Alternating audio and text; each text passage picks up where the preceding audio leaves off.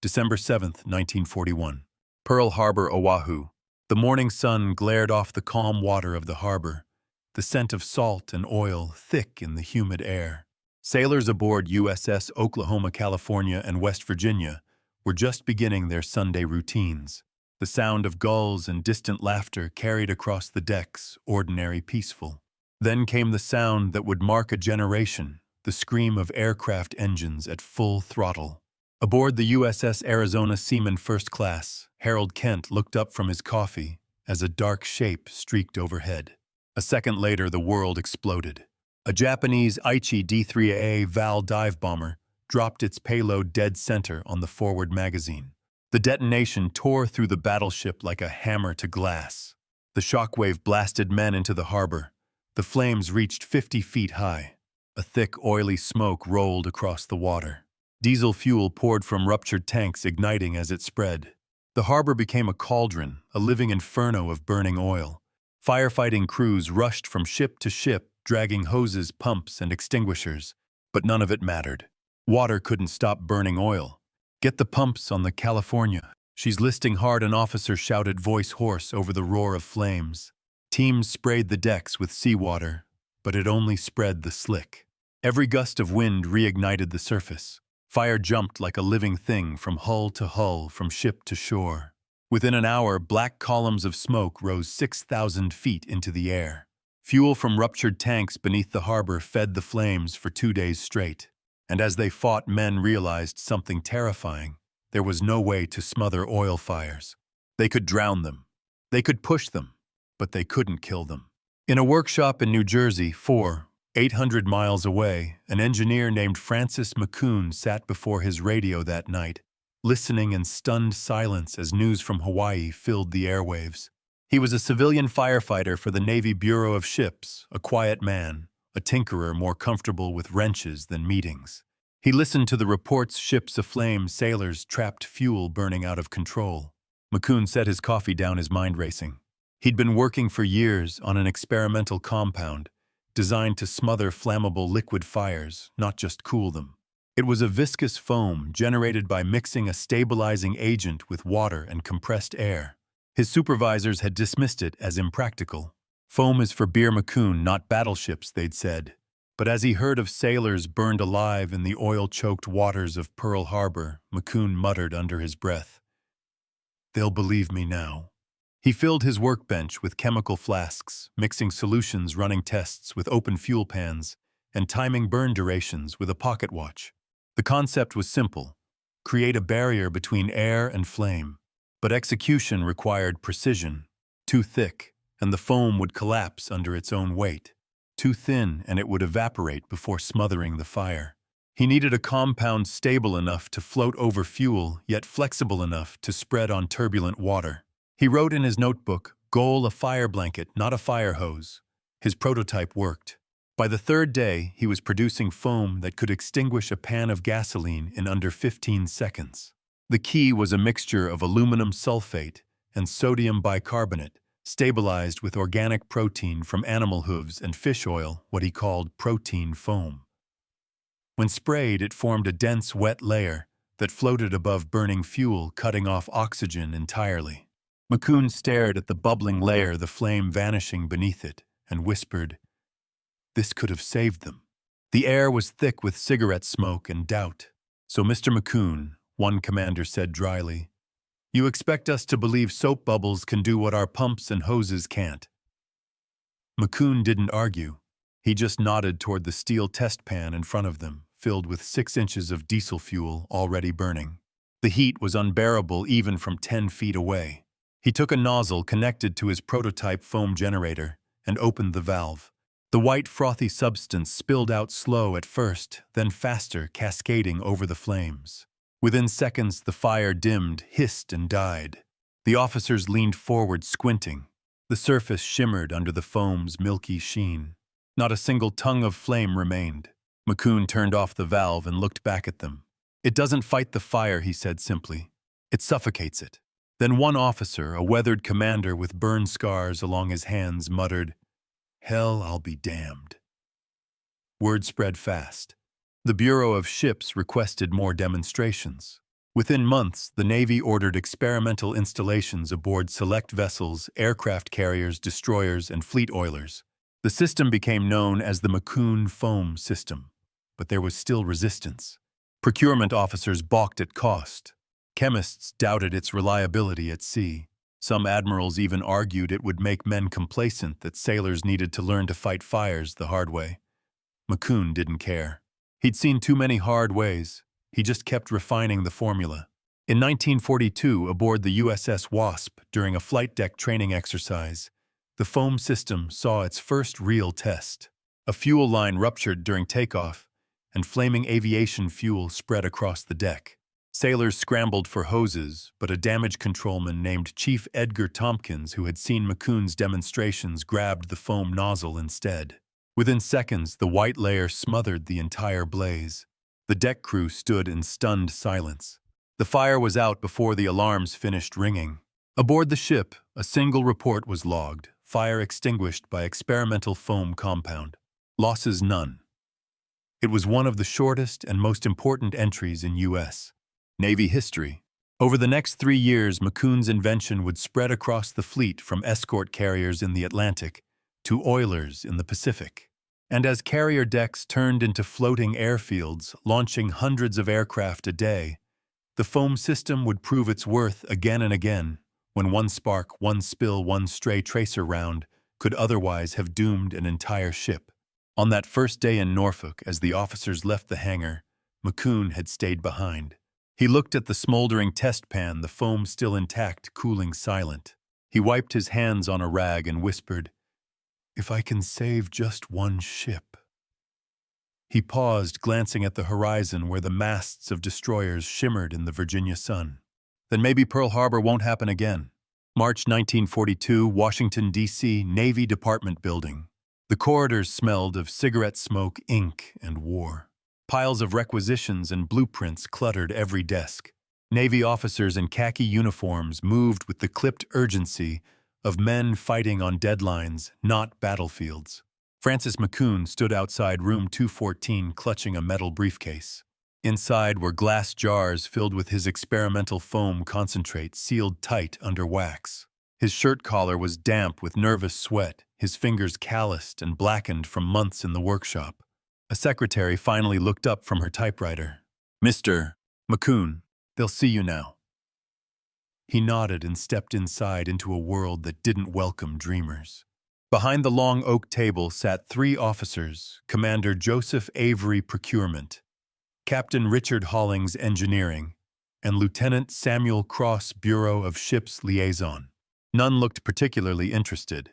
McCune set his briefcase down and spoke quietly but firmly. "Gentlemen, I believe I've developed a method to smother petroleum-based fires aboard ships instantly and without risk of reignition." Captain Hollings didn't look up from his papers. "We already have water systems for that." McCune inhaled. "Water doesn't stop oil fires, sir. It spreads them. You saw that at Pearl Harbor." That made them glance up. The word Pearl still froze rooms in 1942. Lieutenant Cross raised an eyebrow. "What exactly are you proposing?" McCune opened one of the jars. The men leaned back as the faint smell of organic protein and alcohol filled the room. "It's a foam compound. When mixed with water and compressed air, it forms a thick layer that floats on oil. It cuts off oxygen. You can smother a fuel fire in seconds." Avery frowned. "How long does it last?" McCune replied. "Until the heat dissipates. Then it biodegrades." Hollings gave a short, dismissive laugh. "You want us to believe soap bubbles are going to stop a fuel-fed explosion on a carrier deck?" McCune held his ground. "Not bubbles, Captain. A chemical barrier." He reached for a folder of photographs, test pans, each showing flames snuffed out under a white layer of foam. "With this, we can prevent another Arizona, another Lexington." But Avery waved him off. "You're a civilian. We're at war. We don't have time to chase laboratory miracles." Outside, the hallway hummed with the steady rhythm of typewriters and footsteps, the machine of bureaucracy grinding on. He stopped by a bulletin board covered in casualty reports from the Pacific.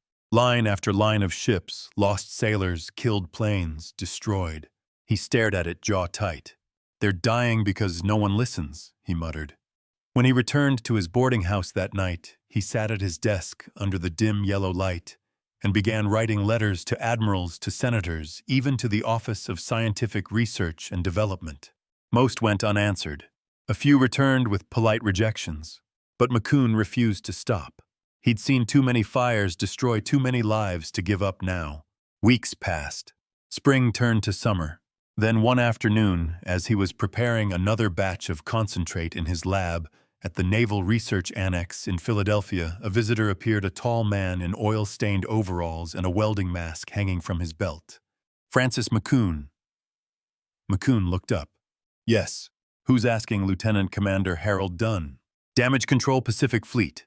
He extended a hand. I read your letter. McCune blinked. You actually read it, Dunn grinned.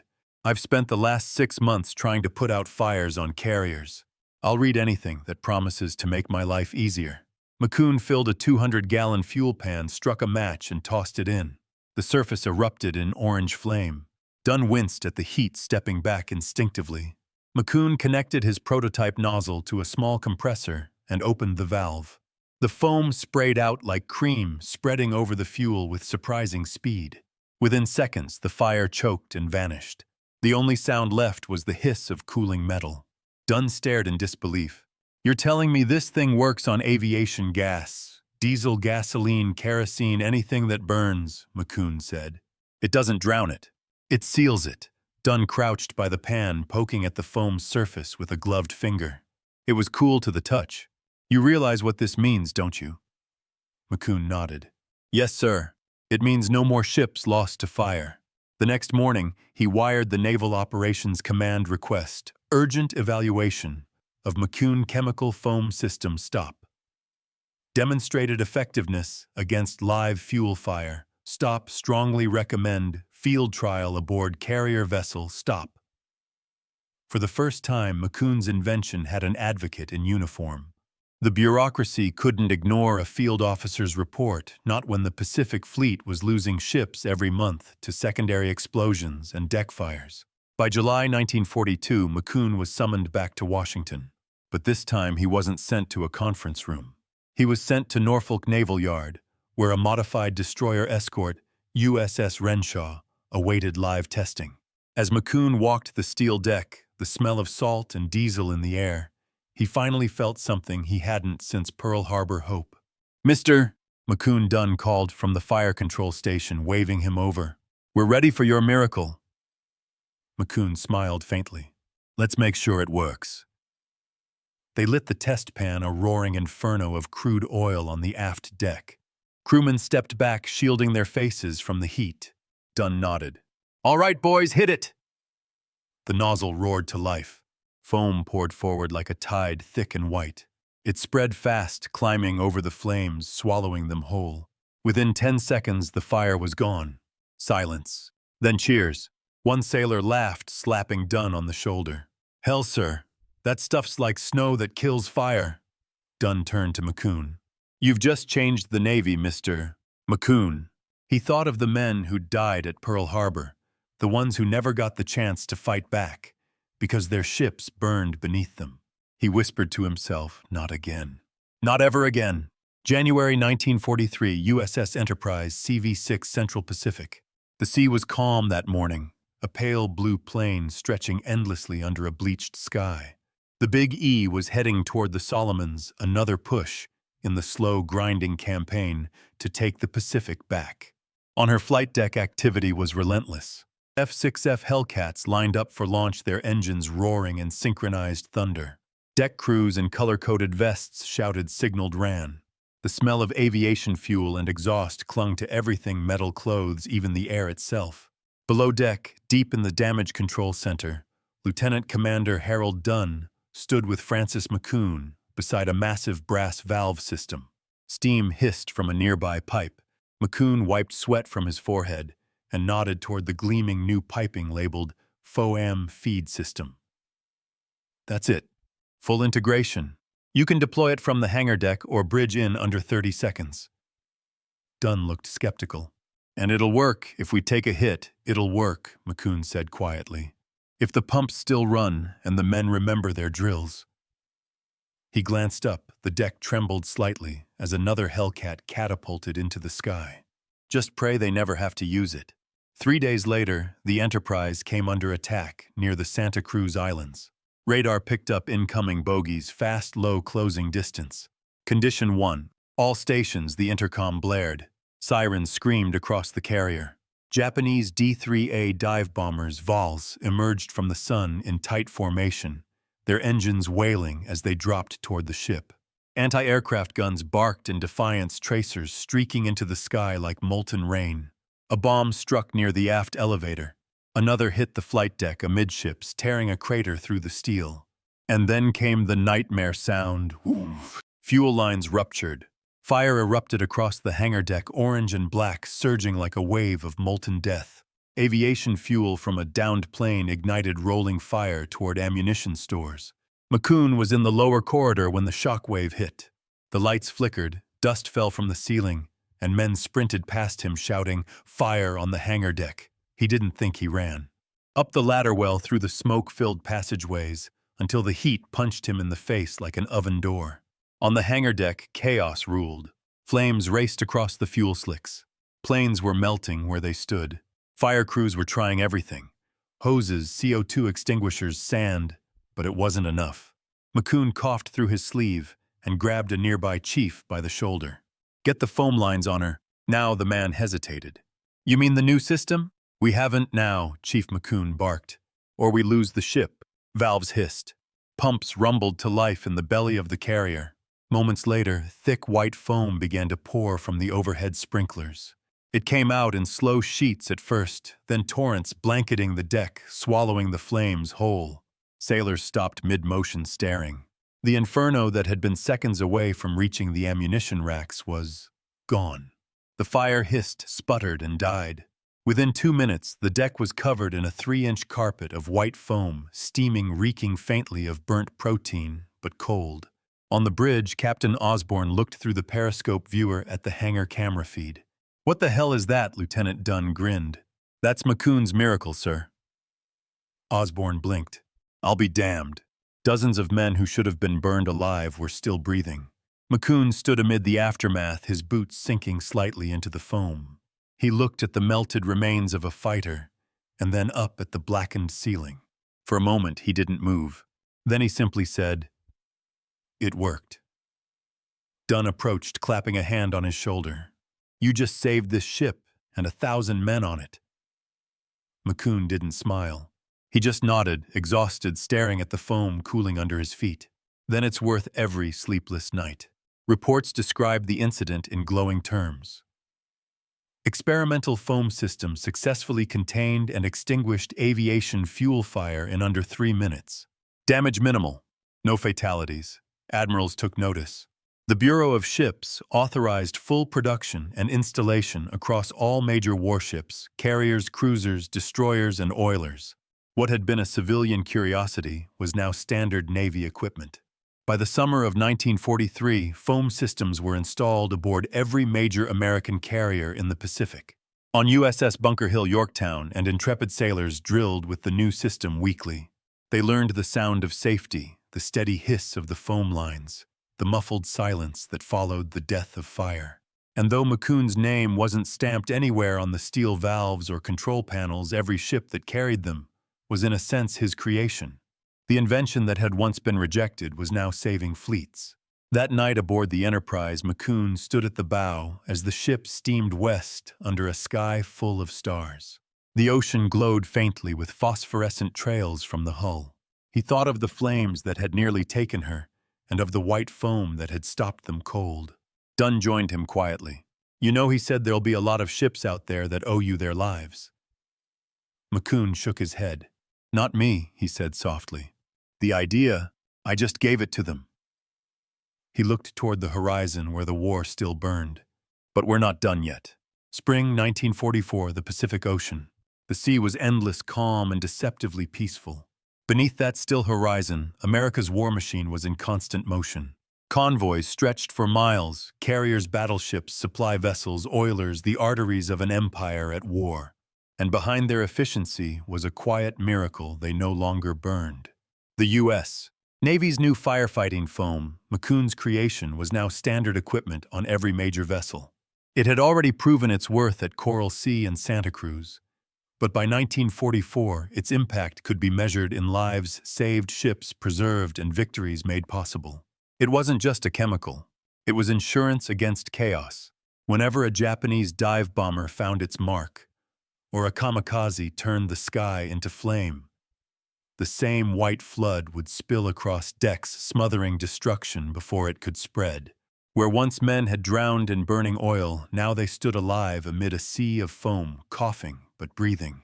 The invention had become as vital as radar sonar or the ship's guns.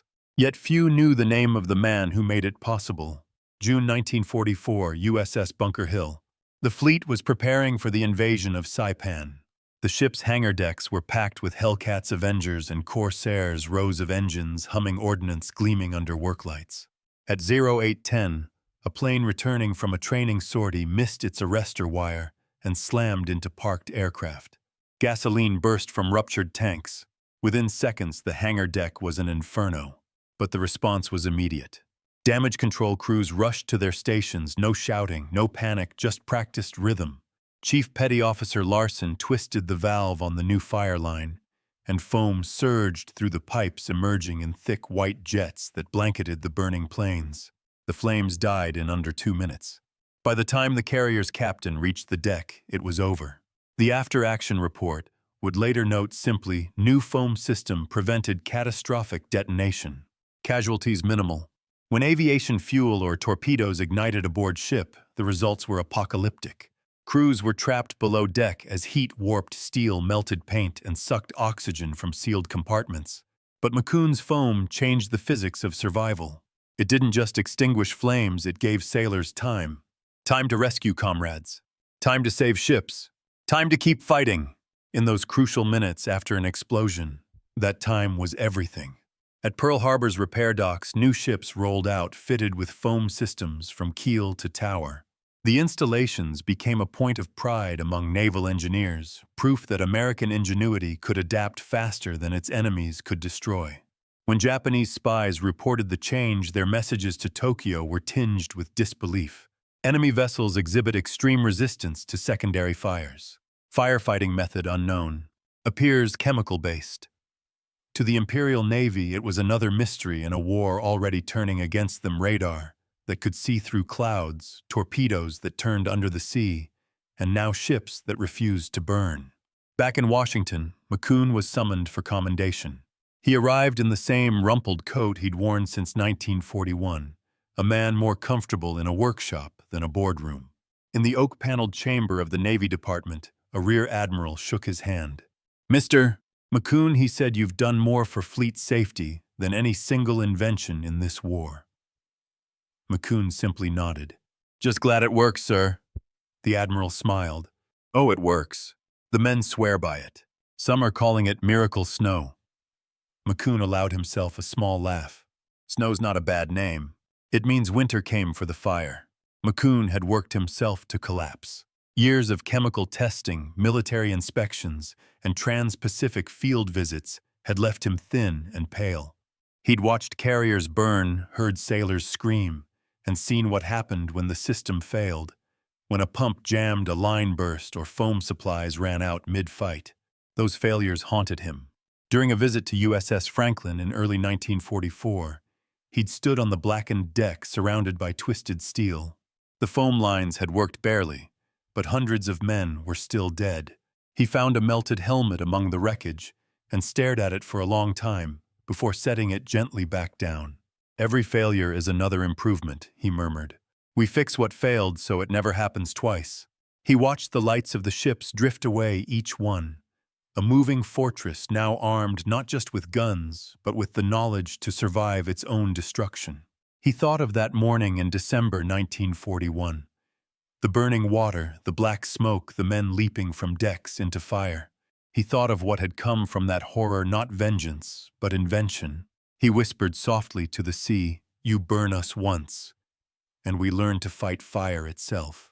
And through it all, McCune's creation, once dismissed as foolish, once laughed out of Navy offices, would save hundreds of ships and tens of thousands of lives. He'd never be famous. His name would appear in no headlines. But in every fire that never spread, in every ship that stayed afloat, his work would live a silent guardian made of foam and faith. November 20th, 1944. Ulithi Atoll, Caroline Islands. The anchorage was a floating city. Hundreds of ships, carriers, destroyers, repair tenders, oilers, transports lay moored across the lagoon like steel islands. For months, Ulithi had been the nerve center of the U.S. Navy's Pacific offensive. That afternoon, the calm broke. Shortly after 1500 hours, a single Japanese Yokosuka P-1Y Francis bomber slipped through the radar screen under a cloud bank.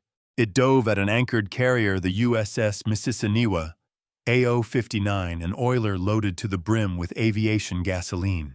The bomber struck amidships. The explosion was instantaneous, a thunderclap that split the lagoon. Within seconds, the ship became an inferno. Columns of flame shot 300 feet into the air. Fuel tanks ruptured, spewing liquid fire across the water. The heat was so intense that paint bubbled on nearby destroyers. Men dove overboard, their uniforms already ablaze. Oil burned on the surface like a floating furnace. On the nearby USS Cache, sailors watched in horror. "Christ, she's gone," someone yelled. But on another ship, the USS Cimarron, anchored less than a mile away, Chief Damage Control Officer James Linden didn't hesitate. "Sound general quarters. Deploy the foam teams." Linden's crew rushed to the fire monitors, connecting the hoses to the chemical reservoirs below deck. Within moments, the deck was alive with motion valves, opening compressors, screaming pumps roaring to life. Foam surged from nozzles in long, thick arcs, white against the red glow of flame. It hit the burning fuel slick, spread fast, and began to smother the fire where it floated. The surface hissed, cracked, and cooled. Within 10 minutes, the fire around the Cimarron was gone. The oiler's crew stood stunned. The inferno had stopped just short of reaching their hull. Linden wiped soot from his face and muttered, "That foam just saved every man aboard." Destroyers and repair tenders launched small boats armed with portable foam generators, men leaning dangerously close to the flames, spraying white curtains over the burning oil. The spectacle was surreal, a war within a war. White and orange clashed on the ocean's surface. Smoke billowed so high it blotted out the sun. But where the foam spread, the fire died. Slowly, the lagoon turned from a fiery nightmare into a battlefield of steam and ash. Hours later, when the last embers faded, all that remained of the Mississiniwa was her broken hull, black and still smoking. The loss was devastating, 63 sailors killed. Yet hundreds more survived, rescued by ships whose crews had turned McCune's foam into salvation. That night, as the wounded were ferried to hospital ships, the surviving officers gathered in silence on the deck of the Cimarron. One of them spoke quietly. "If that stuff hadn't worked, we'd be another headline." Linden just nodded. "Yeah," foam beat fire. "That's all that matters." The document was brief, clinical, a single paragraph buried among hundreds of wartime updates. Firefighting foam proven effective during enemy attack at Ulithi anchorage. Controlled spread of burning fuel. Saved multiple vessels. Recommend further supply and shipboard training. McCune read it twice. Then a third time. His hands trembled slightly as he set the paper down. For 2 years, he'd fought bureaucrats and budgets. He'd begged for tests, argued with engineers, and endured skepticism from men who thought chemistry couldn't win wars. And now at last he had proof. He leaned back in his chair, staring at the ceiling, exhaustion mixing with quiet pride. The faces of the sailors he'd met, men from the Enterprise, Bunker Hill, Franklin, flashed in his mind. He'd seen the burns, the scars, the fear. Now, somewhere in the middle of the Pacific, those same men were alive because his foam had stood between them and the sea of fire. He closed his eyes and whispered, "We finally did it." Weekly drills are mandatory. The change was absolute. Fire, once the Navy's greatest terror, had been reduced to a problem dangerous, yes, but conquerable. And within engineering circles, McCune's name began to circulate like a legend. Among sailors, his invention earned nicknames Angel Snow, Ghost Cloud, White Salvation. No one cared about the chemistry behind it anymore.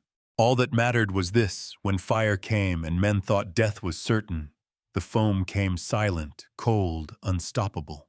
December 1944, Pearl Harbor Naval Shipyard. A new generation of carriers rolled out their decks, lined with hidden nozzles, pressurized tanks, and cross-linked systems designed from McCune's original plans. Engineers inspected them with reverence. "You could pour hell on this deck," one said, "and she'd still fight back." A decade earlier, such words would have been science fiction. Now they were naval doctrine. And the man responsible, a soft-spoken engineer who'd once been dismissed as a crackpot, had become the quiet architect of safety in a world built on destruction. That winter, McCune received a handwritten letter postmarked USS Cimarron. It contained no official seal, no typed report, just simple words written in a sailor's uneven hand. "Dear Mr. McCune, we don't know you, but we used your invention at Ulithi. We're alive because of it. You gave us something stronger than steel. You gave us time. With respect, the crew." McCune read it, folded it carefully, and placed it inside his desk drawer beside a photograph of the Enterprise crew standing ankle-deep in white foam 2 years before. He didn't need medals. He didn't need fame. He had that letter, and that was enough. April 6, 1945, Okinawa, Western Pacific. The horizon was alive with smoke. For miles, the sea shimmered with oil and fire as Japan's final weapon, the kamikaze, hurled itself against the mightiest fleet ever assembled. Over 1,500 aircraft had been launched from Kyushu. They came in waves, Zeeks, Jills, Vals, and Kates, all packed with bombs, diving toward the gray silhouettes of American carriers and destroyers.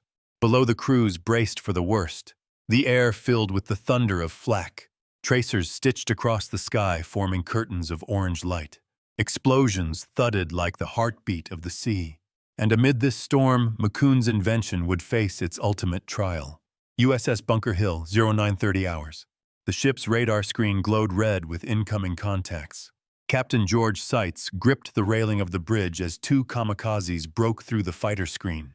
Hard to port. All hands brace. The first Zero struck the flight deck just forward of the island, its bomb detonating on impact. The explosion ripped open the deck, scattering planes and fuel like shrapnel. Seconds later, the second Zero hit the starboard side. Its payload penetrated into the hangar deck, igniting the fuel reserves stored below. The ship erupted in twin columns of flame. Inside, the hangar became a vision of hell. Aviation gasoline poured across the deck, igniting in sheets of orange fire. Bombs cooked off in rapid succession, detonating in ear-splitting waves. Men screamed over the roar of heat and collapsing steel. For a moment, it seemed certain the Bunker Hill was lost. Then through the smoke and chaos came the hiss of valves opening. From hidden nozzles in the ceiling, foam began to gush. It fell like a blizzard, thick, heavy, relentless, covering every inch of burning metal. The inferno hissed in protest, then dimmed, then died. Men who moments earlier had been trapped by fire now found themselves knee-deep in a sea of white. "Keep the pumps going," yelled Chief Petty Officer Matthews, his face streaked with soot. "Don't let it breathe again." The foam rolled forward, burying the flames. It clung to the walls, suffocating every flicker of life from the fire that had nearly claimed them all. In the control center, a damage report came through. Hangar fires contained. Firefighting foam systems holding. Structural damage critical but stable. He turned to his exec and muttered, "That system. It's the reason we're still here." Below deck, sailors worked in silence, their eyes wide, their faces pale. They'd just stared death in the face and watched it smothered by something as simple as soap and chemistry. News of the Bunker Hill disaster and its survival spread across the fleet. It wasn't just a ship saved. It was a proof of concept in the most brutal conditions imaginable. Admiral Raymond Spruance himself ordered a fleet-wide commendation for all ships equipped with foam suppression systems. The resilience of our vessels in the face of mass kamikaze attacks, the dispatch read, is due in no small part to the engineering foresight of those who devised our modern firefighting systems. McCune's name was not mentioned, but his fingerprints were everywhere. USS Franklin, USS Intrepid, USS Enterprise, USS Bunker Hill, all hit, all burning. all ultimately saved by the same principle. Cut off the oxygen. Smother the flame. Buy time. Even as men screamed for help and bombs fell from the sky, there was an unspoken trust the foam will come. And it did. Every time. Far from the front lines, McCune sat in a Washington Navy Yard laboratory, reading each after-action report that crossed his desk. He didn't smile. There was no joy in the words. Casualties, 300 fire duration, 40 minutes. Foam systems engaged successfully. But there was a strange comfort, the knowledge that without that white flood, those numbers would have been in the thousands. He took off his glasses, rubbed his temples, and whispered, "Not enough yet. We can still do better." His assistant, a young ensign named Harper, looked at him in disbelief. "Sir, you've saved half the fleet." McCune shook his head. "Not until I can save all of it." Each test carried McCune's signature. Each improvement meant fewer men burning. At the same time, new ship designs incorporated redundant foam circuits, ensuring that even if one system failed, another would activate automatically. The U.S. Navy had learned the lesson McCune had fought so long to teach: fire is not inevitable. It's preventable. By August 1945, when the war finally ended, the foam systems had become an invisible part of naval architecture, as essential as armor, radar, or guns. The Japanese surrender meant the Pacific was quiet again. But the Navy's engineers kept working. Fire could return in peace just as easily as in war. One quiet evening at the shipyard, McCune stood beside the hull of a newly commissioned Essex-class carrier. The sun was setting, turning the steel orange in the fading light. A young sailor approached him, clipboard in hand. "Sir, they say this ship can't burn." McCune smiled faintly. "No ship is unburnable. But now, it has a fighting chance." He looked at the glistening white pipes running through the hangar deck, his system refined and perfect. "Fire used to laugh at us," he said softly. "Now it's the one afraid." The war was over. But his work, the fight against chaos, would never truly end. He had given the Navy something more powerful than any weapon. He had given it resilience. And in every ship that came home, every sailor who lived to see another dawn, his invisible legacy endured. March 1946, Pearl Harbor Naval Station. The docks were alive again, not with chaos or flame this time, but with renewal. The war was over, yet its ghosts lingered in every twisted hull resting on the seabed nearby. Oil still leaked from the wrecks of the Arizona, and the Oklahoma thin black lines cutting through the turquoise water like old scars. Francis McCune stood at the edge of dry dock number 2, his reflection rippling beside that of a new vessel under construction, the USS Coral Sea, CVB-43. She was bigger, stronger, and more complex than anything he'd worked on before, a carrier built for an era of peace that didn't yet know how to exist without the memory of war. But it wasn't her guns or her engines that drew McCune's eye. It was what lay beneath her decks, hundreds of miles of pipework, pressure valves, and chemical tanks, all based on his system. To others, it was plumbing. To McCune, it was salvation made manifest. A young officer approached, clipboard tucked under his arm. "Sir, the engineers are running pressure tests on the foam lines. Everything checks out at 200 psi. We're clear for commissioning." McCune nodded absently, watching white vapor vent from the test valves. "Good. Make sure the crews get their drills in. Foam's useless if they don't know the rhythm." "Yes, sir," the officer replied, hesitating. "It's an honor, Mr. McCune. My father served on the Enterprise. He said he saw your system in action." McCune smiled faintly, the lines around his eyes deepening. "Your father saw it save his life. That's honor enough for me." He imagined it alive again, mechanics shouting, fuel lines humming, the air heavy with heat and motion. And then he imagined fire, sudden, violent, merciless. He could almost hear it, the deep roar, the crack of exploding fuel, the screams that haunted him still from 1941.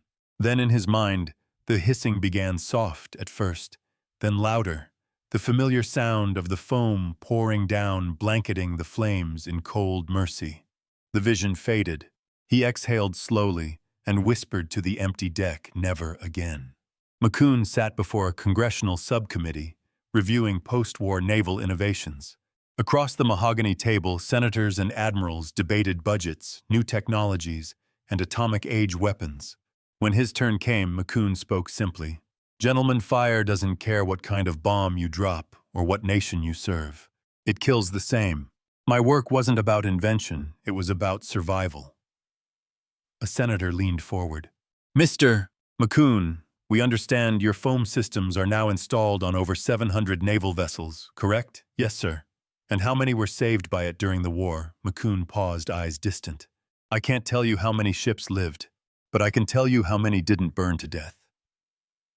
The room went silent. That year, the Navy awarded him the Distinguished Civilian Service Medal, the highest honor for a non-military engineer.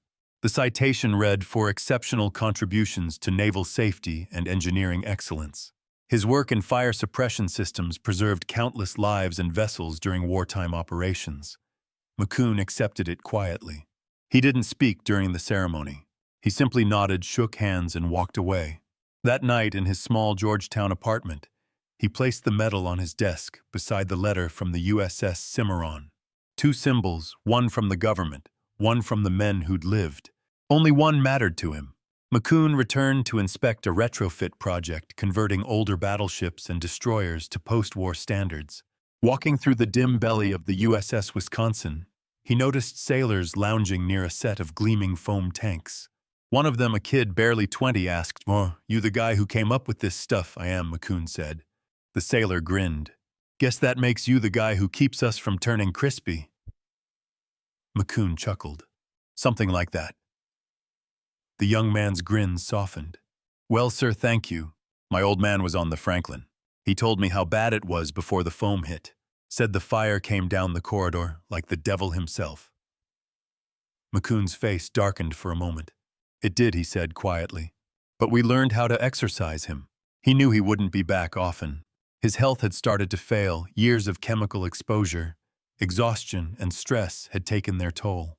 Yet even as his body weakened, the fleet grew stronger, safer. Every new ship carried a piece of his will, a promise forged in the fire of war and sealed in the cold hush of foam. October 1949, the final experiment. At a naval test site in Annapolis, engineers gathered to witness a demonstration of a new, improved foam compound, one that could be deployed by aircraft over burning oil slicks at sea. McCune stood in the front row, leaning on a cane. When the ignition signal went up, the test field burst into flame, a lake of black fire stretching across the water.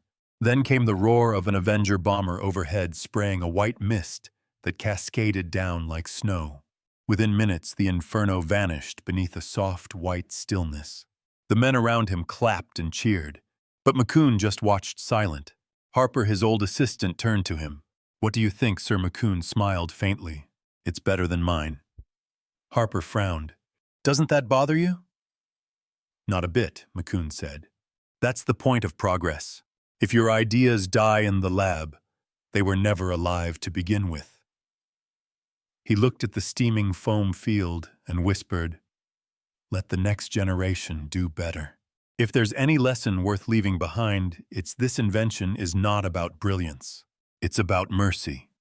He closed the book, turned off the light, and listened to the soft hum of the world outside. A world he'd helped make just a little safer.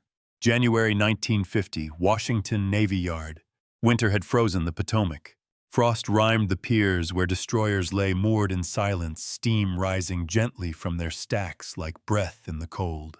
Francis McCune, older now, wrapped his scarf tighter as he walked the familiar path toward the laboratory he'd called home for nearly 2 decades. Inside, the lab smelled of solvents and iron. The benches were cluttered with copper pipes, pressure gauges, and blueprints yellowed with time. The same room where his foolish idea had once been mocked was now the center of the Navy's Fire Research Division. Young engineers worked under his supervision, tinkering with new emulsifiers, testing foam expansion ratios, and measuring thermal thresholds. McCune no longer handled the experiments directly. His lungs couldn't take the fumes, but his eyes still caught every mistake, every missed calibration. "Pressure's too high," he said softly, his voice gravelly.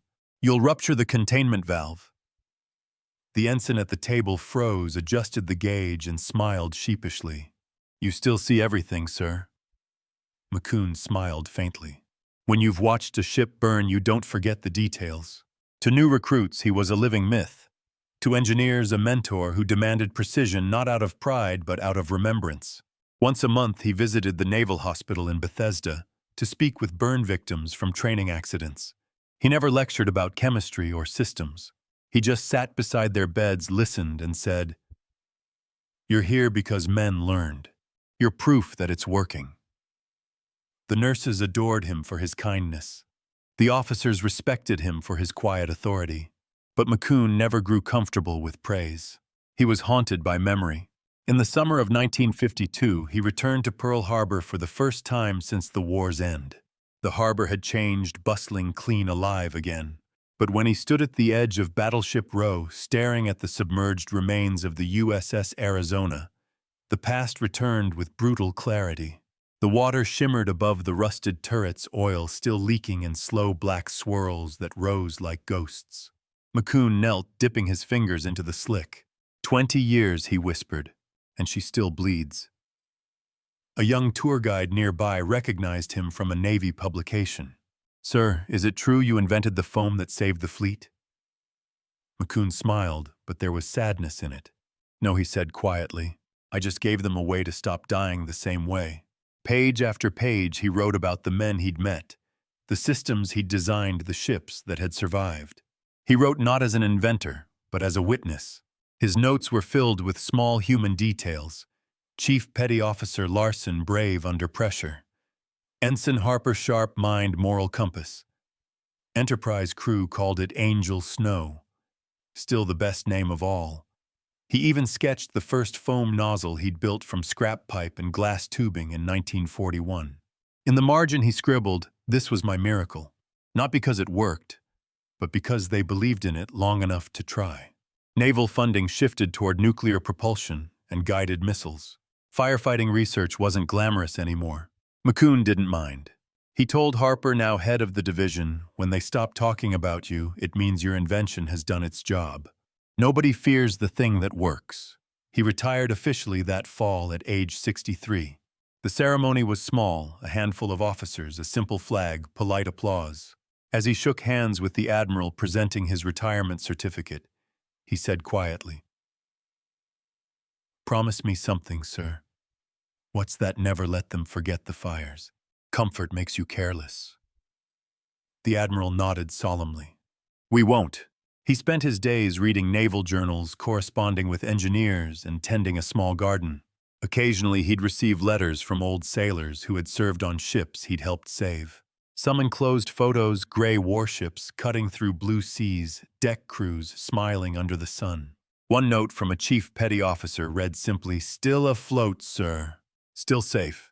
The boys say your foam smells like heaven." McCune laughed when he read it, but his eyes misted. "Heaven," he muttered. "Not bad for a bunch of chemicals." McCune attended a commemoration for the fallen of the Pacific Fleet.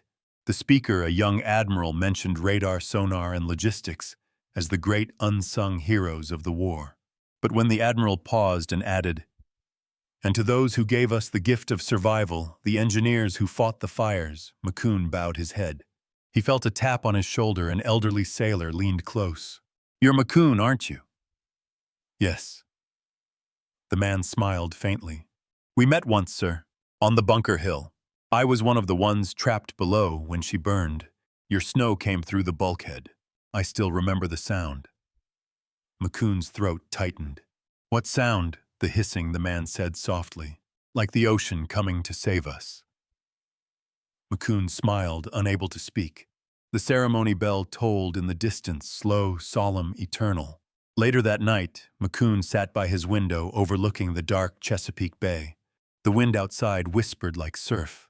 In the faint glow of his lamp, he wrote his final note in the margin of his old wartime notebook. "If they remember me, let it not be for invention, but for mercy turned mechanical. The ocean still burns, but now we can calm it." He closed the book, exhaled, and watched the quiet reflection of moonlight on the water. To most, it was just another winter night. To him, it was peace earned, peace kept. March 1959, Annapolis, Maryland. The first buds of spring had begun to bloom along the Chesapeake. Seagulls circled lazily above the harbor. and the air smelled faintly of salt and new beginnings. Inside a small workshop behind his home, Francis McCune sat hunched over a wooden table surrounded by relics of a war the world was already forgetting.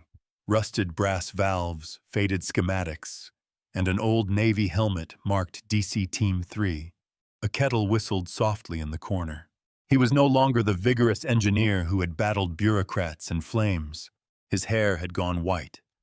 His hands trembled, and his breath came shallow. But his mind, that relentless, calculating mind, still burned with quiet intensity. He was reviewing a letter from a young lieutenant commander in the Pacific Fleet. It read, "Sir, I recently took command of the Damage Control Division aboard USS Bonhomme Richard. I've read about your foam system, and wanted you to know it saved us again last month. Engine room fire, 0 casualties. We kept fighting because of you." McCune smiled faintly. "Still working," he murmured. "Still saving them." He folded the letter carefully and tucked it beside dozens of others in a small tin box labeled, "For when I forget why." The years of exposure to industrial chemicals coupled with stress and insomnia had taken their toll. Doctors diagnosed him with chronic bronchitis and early emphysema, the curse of the chemist, one had called it. His days were slower now. Each morning he walked along the harbor with a cane greeting fishermen who knew him as the old engineer who made the Navy fireproof. At night, he'd sit by his desk writing letters to young naval architects and researchers offering advice they hadn't asked for but always appreciated. "Design not for what works on paper," he wrote in one. "Design for what keeps a man alive when everything else goes wrong." They were christening a new aircraft carrier, the USS Independence CV-62, and the Department of the Navy requested his attendance as an honored guest. McCune hesitated. He hadn't been on a ship in over a decade. The idea of standing under those great engines, hearing the clang of metal and the smell of oil, it stirred something deep within him. But when the day came, he put on his best suit, polished his shoes, and took the train to Norfolk. January 10th, 1961, Norfolk Naval Base. A cold wind whipped across the pier as the crowd gathered. Reporters jostled for position cameras, flashing officers in dress blues lined the deck of the colossal new carrier. When McCune arrived, escorted slowly by 2 sailors, the admiral on deck paused mid-speech and smiled. "Gentlemen," he said into the microphone, "we are honored today by a man whose work protects every ship you see behind me and every man aboard them." A ripple of applause spread across the crowd. McCune, embarrassed, simply tipped his hat. "Just glad they still float," he muttered. As the ship slid into the water, christened with champagne and cheers, McCune leaned against the rail, watching the foam surge around her bow. The white froth reminded him of something else, the foam that had once blanketed decks, silencing the screams of fire. "Funny," he whispered to himself. "We began and ended with foam." A young ensign nearby overheard. Sir McCune smiled faintly. "Nothing, son. Just memory." The plaque read U.S. Navy Firefighting Foam Discharge Nozzle, 1942. Designed by civilian engineer Francis McCune. Saved hundreds of vessels from destruction. He stared at it for a long time. Then quietly he laughed, not with pride but with disbelief. "From scrap pipes and milk powder," he said under his breath. "Now it's museum glass. We really did beat fire." The seasons turned, and McCune's strength waned. Harper, now a senior officer in Naval Engineering Command, visited often, bringing him reports of new advances, high-expansion foams, automated nozzles, even jet-deployed fire suppressants. "They're improving it every year," Harper said one afternoon. "You started a whole field." McCune nodded. "Good. It means they still remember what's at stake." He paused, breathing shallowly. "Promise me something, Harper." "Anything, sir. Never let them think fire is just physics. It's human. It's hunger. You have to respect it, or it'll come back." Harper nodded, eyes damp. "I promise." Snow dusted the harbor. The water was still, the sky pale and thin. McCune sat at his desk pen, trembling in his hand, as he finished one last entry in his journal. The war ended long ago, but its lessons still burn. A good invention outlives the man who made it, because it was never his to own. It belongs to the lives it saves. He set the pen down, leaned back in his chair, and looked toward the window, where the faint reflection of the bay shimmered under morning light. Outside, somewhere in the distance, a Navy training vessel's horn echoed across the water. McCune smiled faintly. Then quietly, he was gone. April 1962, U.S. Naval Memorial, Washington, D.C. They buried him beneath a simple headstone etched with his name and one line chosen by Harper himself. He tamed the fire. At the ceremony, sailors from every class of ship stood in silence. Foam systems hissed in quiet salute aboard the carriers anchored nearby, drills timed to coincide with the final words of the service. As the white mist spread across the decks, the chaplain whispered the benediction, "May peace like foam cover what the flames once claimed." And so it did. Francis McCune's invention would continue to protect ships for generations through Korea, Vietnam, the Cold War, and beyond. Every time a sailor heard that gentle hiss of the foam system activating, they heard him the soft-spoken man who believed that mercy could be engineered. June 1963, Naval Surface Warfare Center, Carter Rock, Maryland. A young chemical engineer named Dr. Ellen Voorhees stood over a large steel pool filled with burning aviation fuel. The inferno roared, waves of heat distorting the air. She raised her hand. "Deploy." A hiss of white erupted from the nozzles along the rim.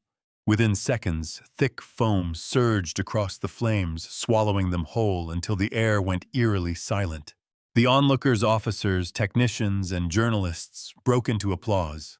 In the control tower, a senior admiral leaned toward Voorhees and said, "That's the new AFFF formula." "Yes, sir," she replied proudly.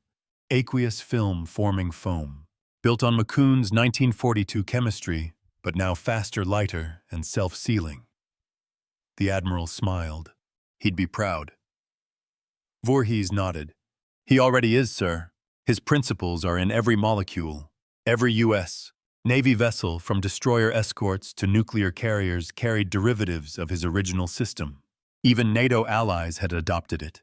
When a flash fire erupted aboard the USS Forrestal in 1967, a catastrophic accident that killed 134 sailors, investigators found that only one thing had prevented the total loss of the ship: the rapid deployment of foam through McCune-style pressurized systems. Survivors said the white mist seemed to fall from heaven. For some, it was a reminder that while metal failed, mercy did not. Meanwhile, in the civilian world, McCune's design had begun saving lives far from the sea. Airports adopted foam for aircraft emergencies. Oil refineries and offshore platforms installed massive suppression grids. Even fire departments in cities like New York and Los Angeles experimented with portable tanks of McCune's mixture for industrial blazes. What had started as a wartime invention, born of desperation and ignored bureaucracy, had become a foundation of modern safety. Yet few civilians knew his name. His patents, transferred to the Navy during the war, never made him wealthy.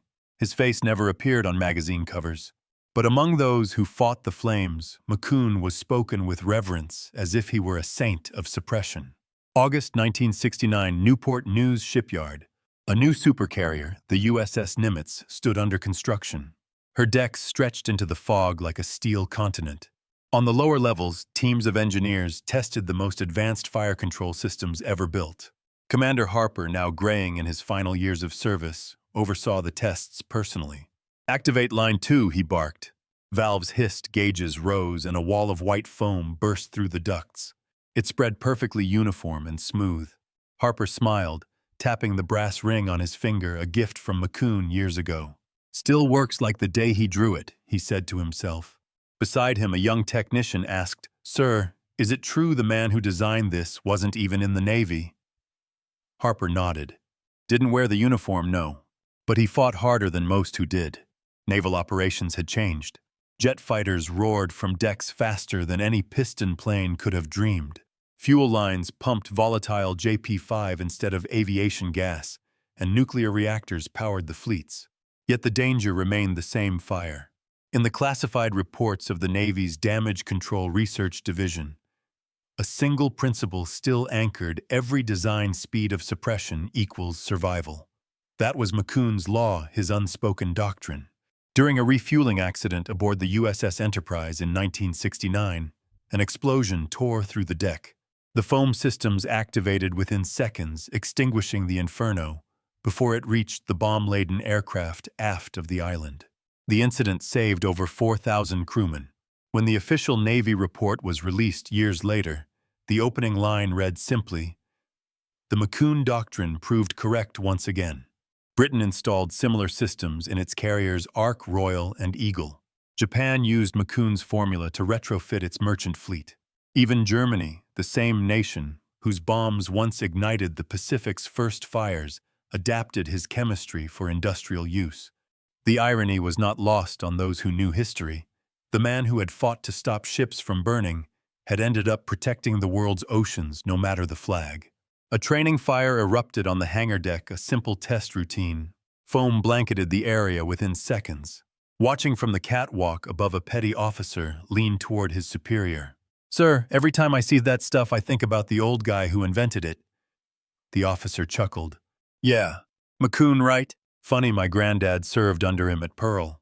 Said he was the calmest man in chaos he ever met." The petty officer grinned. "Guess calm can save the world." "Guess it did," the officer said. That year, the Navy commissioned a memorial plaque aboard the USS Enterprise CVN-65 in honor of McCune.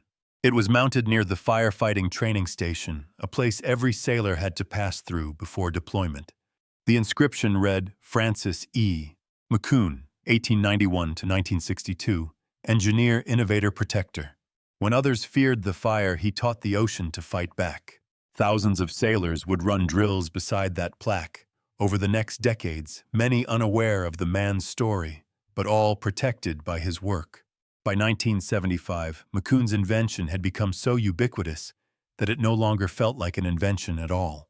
It was simply part of the Navy's DNA, as natural as steel salt or wind. And though the man himself was gone, his design lived on in every hiss of compressed air, every rush of white mist, every moment when a spark met mercy and was silenced. His legacy wasn't loud, but it was enduring, the quiet promise that no sailor would ever face the flames alone again. April 1976. Naval Firefighting School, Treasure Island, San Francisco Bay. Rain lashed across the bay as recruits gathered in silver asbestos suits, their visors fogging from the heat of the controlled blaze ahead.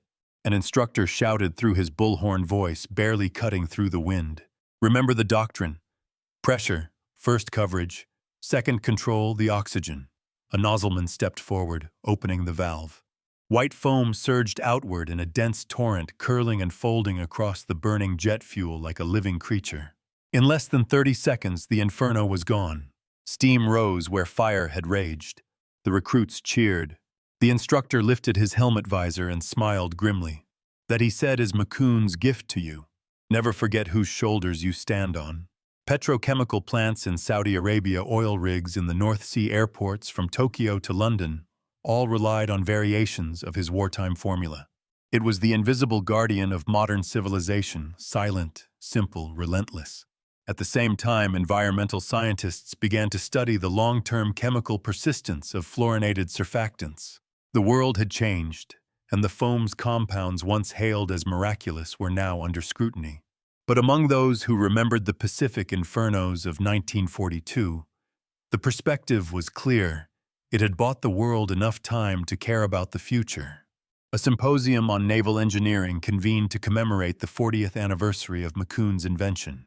The attendees included chemists, admirals, and young engineers who had never known a world without foam suppression systems. On stage, Dr. Ellen Voorhees, now a senior researcher at the Naval Research Lab, addressed the crowd. When McCune built his first prototype, she began, he wasn't trying to invent something heroic. He was trying to stop people from dying in the dark. She paused, letting the room quiet. His formula saved more ships than any gun or torpedo ever could. Because he didn't build it for victory, he built it for survival. There was no applause at first, just silence, the kind born of reverence. Then slowly the hall erupted in standing ovation. At the back of the room, Harper's son, now a commander himself, watched with quiet pride. He leaned over to his daughter and whispered, "That man's foam saved my father twice." Remember that when you build your world. The Deepwater Horizon's predecessor rigs were expanding deep-water drilling. A spark in the compressor bay ignited a gas pocket a moment away from catastrophe. But the automatic suppression systems using McCune's derivatives triggered instantly. The fire was dead in under a minute. The rig foreman later told reporters, "We didn't fight the fire. The ocean did through that foam." That line made it into firefighting manuals worldwide. Under the dim light of a new exhibit titled Innovation in American War Effort, McCune's original glass beaker and hand-drawn schematics were placed on display for the first time. Visitors stopped to read the placard, Francis McCune's 1942 naval firefighting foam, an invention born in crisis, refined in courage, and still saving lives 40 years later. In the quiet of the museum hall, the display seemed modest. A few pieces of tubing, a yellowed notebook, a photograph of a man few could name. But for veterans passing through, it was like standing before a shrine. One retired sailor, stooped with age, tapped the glass and whispered, "You saved us, old man. Every one of us." The sea shimmered under tropical sun, and new ships gleamed where old wrecks once lay. Beneath the USS Arizona, Memorial oil still bled slowly from the sunken hull, a reminder of that first day of fire. Admiral Robert Mathers, commander of the Pacific Fleet, stood on deck beside a young ensign. "You see that slick?" he asked. "Yes, sir." That's what McCune saw. He watched ships burn right there, and he swore it would never happen again. The ensign nodded quietly. Mathers smiled faintly. "And it hasn't. Not once, not like that. Because one man refused to accept the flames as fate."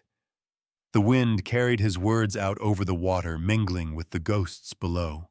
In the years that followed, the U.S. Navy began naming certain technical protocols after their creators' sonar calibrations, turbine flow laws, radar harmonics. In 1988, a new entry appeared in the Naval Damage Control Manual, the McCune Principle. In the presence of chaos, restore oxygen balance, deny fuel, and smother heat with order. For cadets, it was a chemical equation. For sailors, it was gospel.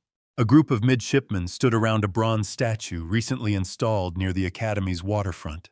It depicted a man in simple work clothes holding a naval nozzle in one hand and a wrench in the other. At the base, the inscription read, "Francis E. McCune, engineer of peace. He fought fire, not men." Every year after naval cadets laid wreaths there on December 7th, the anniversary of Pearl Harbor, to honor both the fallen and the man who made sure future sailors would live. By the late 1980s, McCune's story had become a quiet lesson in every engineering course that innovation wasn't always glory. Sometimes it was just courage measured in chemistry. He had no medals, no parades, only the gratitude of men who came home alive. And in that silence, his victory endured longer than the roar of any battle. March 1989. Naval Sea Systems Command, Washington, D.C. A small meeting room humming with the quiet rhythm of projectors and the smell of old coffee. Charts lined the walls, new firefighting compounds, fluorocarbon substitutes, environmental hazard assessments. At the head of the table sat Dr. Ellen Voorhees, now nearing retirement, flipping through a binder stamped Classified Foam Research Program. She looked up at the room of younger engineers. "We're replacing the old formulations," she said. "But remember, every drop of this new technology traces back to one man. We're not just redesigning chemistry. We're preserving faith." A young lieutenant raised his hand. "Faith, ma'am," Voorhees smiled. "Faith that one person's idea, no matter how rejected, can change the fate of a fleet." She paused, closing the binder. That's McCune's true formula. But the concept McCune's triad of suppression, smother, separate, starve remained immutable. Modern replacements were synthetic, eco-safe, and biostable, yet they still bore the skeleton of his 1942 sketch. The Navy's new system, codename Project Phoenix, used compressed nitrogen to deploy fine mist particles suspended in biodegradable surfactants. Engineers described it as foam reborn, a modern echo of McCune's wartime miracle. Every manual still cited the McCune principle, bold at the top of every training chapter: control the fire before it controls you. Night flight operations filled the deck with thunder. A refueling leak sparked during engine maintenance. Vapor ignited instantly, a flash of orange slicing through the dark. Crewmen reacted in seconds. Foam cascaded from ceiling vents and deck sprayers, coating everything in a pearly white layer. The fire was dead within 25 seconds. Commander Liu, chief of engineering, inspected the aftermath and quietly radioed to control damage minimal. McCune would have liked this one. The deck crew, many unaware of who McCune was, simply nodded. But every man there had lived because of him, though none had met him. When the towers fell, thousands of firefighters faced blazes fueled by jet fuel and structural collapse. Among them were specialized units using portable foam systems, direct descendants of McCune's shipboard design. The same concept that had saved aircraft carriers 60 years earlier now protected city blocks. For one retired Navy firefighter volunteering at Ground Zero, the connection was clear. He later told an interviewer, "The foam we used that day, that was McCune's legacy. You could almost feel him standing there with us, keeping the flames back." A new exhibit opened titled, "From Powder to Foam, The Man Who Beat Fire." At its center stood McCune's original drawing, yellowed edges frayed with a note in faded pencil, "Oil floats. Foam must too. Let the air fight the fire." A visiting naval officer read it aloud and shook his head. "He made it sound so simple," he said. A curator replied softly, "It always sounds simple after someone else does the impossible." Stennis, Arabian Sea. Fire drills were routine. Young sailors laughed, jostled, and tested each other's timing, unaware that every simulation, every foam nozzle, every sensor was built from one man's obsession with order amid chaos. As alarms blared, an instructor shouted above the din, "Let's see some McCune speed, people. Move like he's watching." The recruits didn't know his full story, but his name had become shorthand for something sacred: precision that saves lives. A plaque hung above the main entrance of the Fire Protection Division in honor of Francis McCune, civilian engineer, 1891–1962. He gave the Navy its calmest weapon. Visitors often stopped to read it. Few realized the quiet man immortalized there had once fought for his idea in an office barely larger than a broom closet, battling not fire but indifference. A film titled White Tide, The Foam That Saved a Fleet aired on PBS. Archival footage showed wartime blazes at Pearl Harbor laboratory experiments and the first foam tests aboard destroyers. In the final shot, black and white images of McCune faded over footage of modern carriers gliding through calm seas. The narrator's closing line echoed through living rooms across the country. History remembers the battles that ended wars, but sometimes it forgets the battles that stopped ships from burning before they ever reached the front. For many, it was their first time hearing his name. Every modern carrier group sails with automated systems derived from McCune's original principle. The chemistry has changed, the names have evolved, but the heart of his idea, the moral conviction that technology must serve humanity, remains untouched. Somewhere in the steel arteries of a modern U.S. Navy ship, a pressure valve opens. A burst of white foam flows down gleaming decks, silently ready for the disaster that never comes. In that sound, the faint hiss of compressed air meeting water and surfactant lives, the echo of one man's defiance. A whisper from 1942 that still says across 8 decades, "Not this time, fire. Not again." He was not a general, nor a politician, nor a man who sought glory. But in every moment when the sea stayed calm while the fire tried to rise, his unseen hand steadied the world once more. And so, in the great silence after battle, when only the white foam remains, his victory still breathes.